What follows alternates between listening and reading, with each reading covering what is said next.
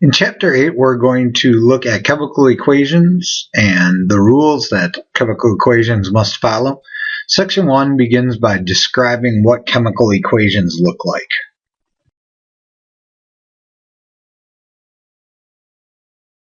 More than one substance, and some change is going to take place. And here's the key.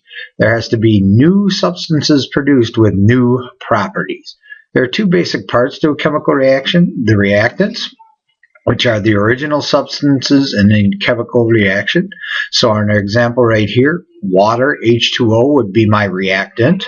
And then we have the products, which are all the substances that are created in the chemical reaction. So in our example here, it's H2 gas and O2 gas. The key here is that there needs to be new substances with new chemical makeup and completely new properties. So here we have water, H2O as a liquid. We get H2 as a gas, O2 as a gas. This is not combustible. Both of these gases are combustible. So they have new properties which makes them the products of an actual chemical reaction, compared to something like evaporation, where water just goes from liquid to gas. That's not a chemical change because it's still H2O. That's a physical change. Now, there's some evidences of chemical reactions, and you'll explore this in lab. These evidences suggest a chemical reaction has taken place. They do not specifically tell you for sure if a chemical reaction has taken place. So you actually have to go through and then test the products to see if they have new properties if you want complete evidence. The evidences include a release of heat, a release of light, production of sound, think of fireworks for all three of those, a change in temperature, think about a chemical ice bath, or not bath, ice pack, absorption or release of electrical energy, the formation of a gas, think batteries down here for that one, formation of a gas, remember our Pringles rocket from the beginning of the year, formation of precipitate, color change, and change in odor. Again, those all suggest a chemical reaction has taken place. We would have to do further exploration to make sure. The videos on this slide will help give examples of chemical reactions. When liquid bromine is added to aluminum foil, the two substances react. Heat and light are indications of a chemical reaction.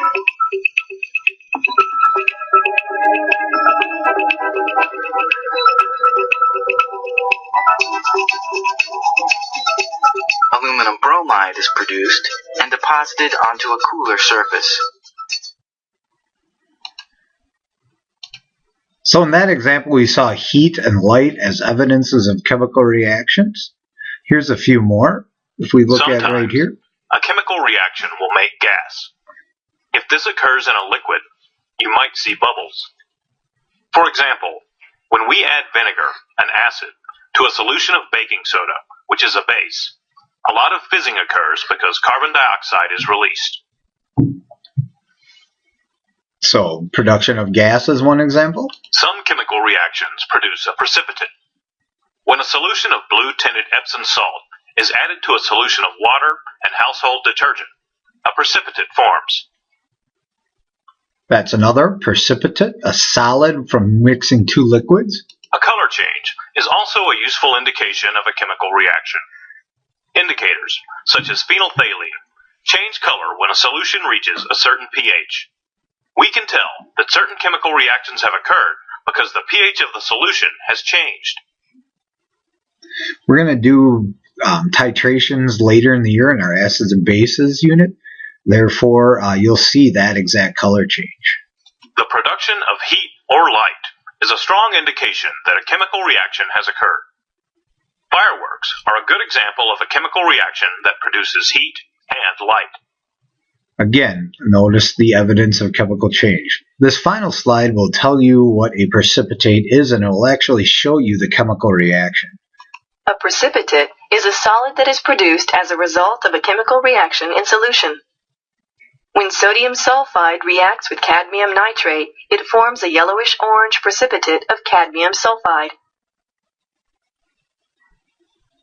So cadmium sulfide is insoluble and does not dissolve in the liquid and settles to the bottom. That's what makes it a precipitate, when it settles to the bottom because it's insoluble in the solvent.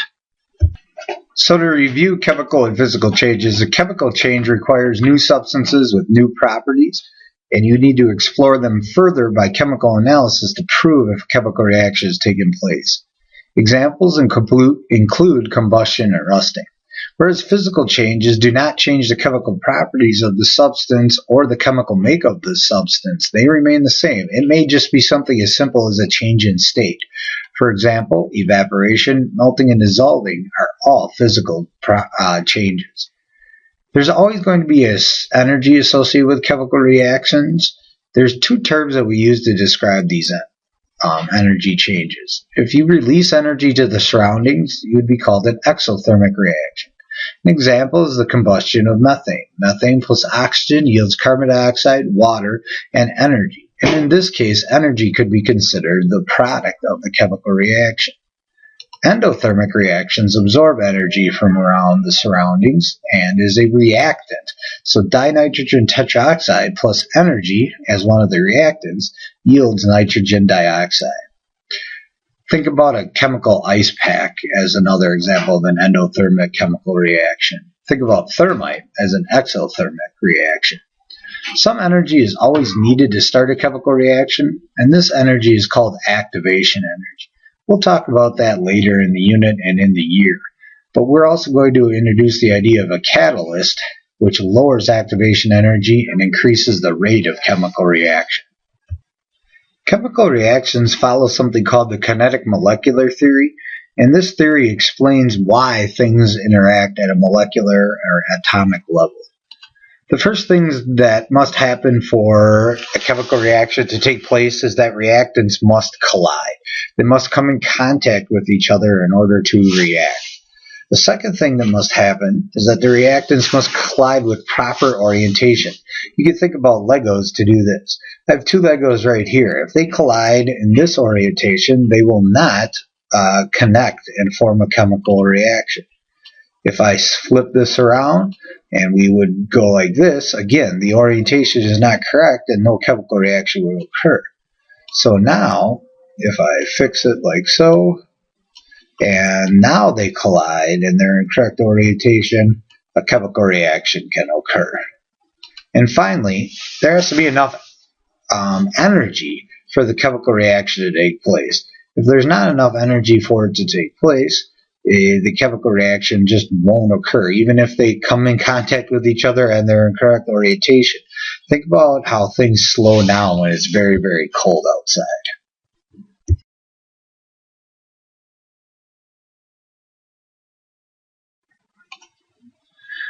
To represent a chemical reaction, we use something called a chemical equation. Chemical equation represents both the identities and the relative amounts of reactants and products. Relative amounts means the molar amount, not like a mass amount, because we don't often react things in exact mole ratios. But we can work with that, and that's what Chapter 9 is about. There are different types of chemical equations that we use to represent chemical reactions. One being the word equation. Here we use the word forms of the reactants and the products. For example, methane plus oxygen yields carbon dioxide plus water. So that's the names of all of the reactants and products. A formula equation is something you're probably more used to seeing. It uses the actual chemical formulas for the reactants and products. So we're going to have to review what we did in chapters 5 and 6 about ionic and covalent compounds to go from name to formula so that we can write the formula equation. An example would be right here. Methane, which is CH4 plus oxygen O2, yields CO2 plus H2O. Remember, you need to think about those diatomic molecules like oxygen and hydrogen that are never found by themselves. They are what we call diatomic molecules. So remember to look those up on the front of your reference materials. We also can use the mnemonic Brinkelhoff twins. Those are the chemical symbols of all those diatomic molecules. One thing I would like you to note is that this equation is not balanced. It does not follow the law of conservation of matter. How we treat the chemical reactions to follow that law will be in the next section. This slide is going to break down the parts of a chemical equation.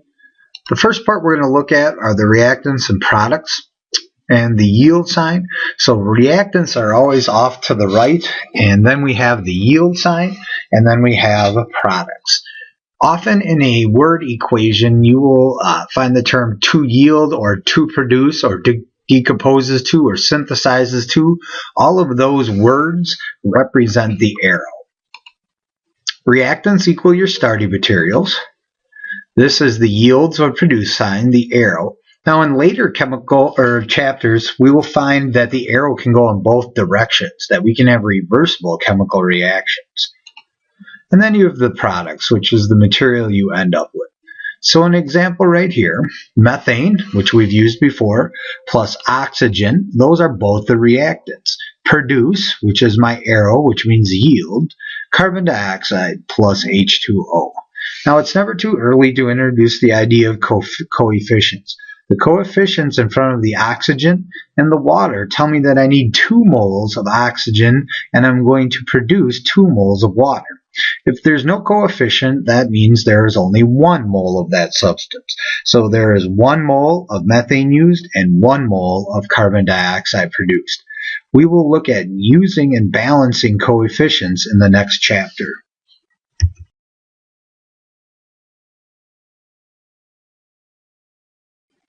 Often when writing chemical equations, it's not enough just to write down the reactants, yield, and products. We often have to describe the chemical reaction using a set of symbols. The physical and reaction conditions need to be communicated because it's going to be important to identify the types of chemical reactions, to identify precipitates, and in what we call stoichiometry, or the math of chemical reactions. So here's a table of some of the symbols that we'll use quite frequently. We're going to use the state of matter often. So if you look at this right here, we have solid, liquid, and gas. Those are substances in the solid, liquid, or gaseous form. AQ is going to be very important to us. AQ means that whatever sample you have, it is dissolved in H2O. So it is a solution. Finally, we have the arrow going in one direction, which means produces or yields. And then we have arrows in both directions, which are reversible reactions, which we'll talk about later in the year. Now, very important, we often have to heat materials to get them to work, or we need them at a specific temperature for the chemical reaction to take place. If it had to be heated in order for the chemical reaction to occur, we often use the delta sign or put the word heat above the arrow. This tells us that in order for the reaction to occur, it needed to be heated, or it could be a specific temperature. And finally, we have the chemical symbol above the arrow right here. What this is this symbolizes that we need a catalyst. A catalyst is a substance that lowers the activation energy and allows the chemical reaction to occur at an increased rate or lower energy. If we need a catalyst in order for a chemical reaction to occur, we have to be able to symbolize that. And we do that just by looking at this chemical reaction. We put the chemical symbol above the arrow, which tells us that this is a reactant, or catalyst. Okay? Think about your catalytic converter as an example of a chemical reaction or a series of chemical reactions that need a catalyst. So our example right here, we have 2 moles of potassium iodide in a solution with 1 mole of lead nitrate in solution. And this yields 1 mole of lead iodide, and this is a solid. So this would be our example of a precipitate. It falls out of solution because it's not soluble. So this would be a solid at the bottom of the beaker. And we also produce 2 moles of potassium nitrate in solution. That means that this would still be in the liquid part of the beaker. Another example right here, we take hydrogen peroxide as a liquid, and into it we add manganese dioxide.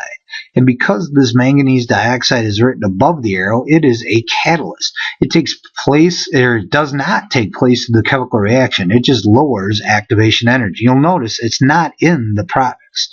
Here we get water and oxygen as products as well. So you really need to work on writing the reaction conditions. This slide will help us review some of the things we just covered. Chemical equations are a way to describe chemical reactions using symbols. The materials undergoing the chemical reaction are the reactants. The materials created by the chemical reaction are the products. Individual atoms and molecules in the reaction are separated by plus signs. The relative amount of each reactant or product is shown in front of the symbol for that substance. That's a coefficient and is going to represent the number of moles of each substance. Symbols in parentheses after the reactant or product show the form of that substance, solid, liquid, or gas. AQ stands for aqueous and indicates that the substance is dissolved in water. Remember, this is going to be important when we talk about precipitates and stoichiometry later in the year. Products and reactants are separated by an arrow, indicating the direction of the reaction. If arrows point in both directions, the reaction is reversible. The products of this reaction can undergo another reaction that turns them back into the starting materials. If something is required to make the reaction progress, such as heat, pressure, or a catalyst, it is shown over or under the arrow. Pressure is often something we need to calculate when looking at gases. Next, we'll look at writing equations.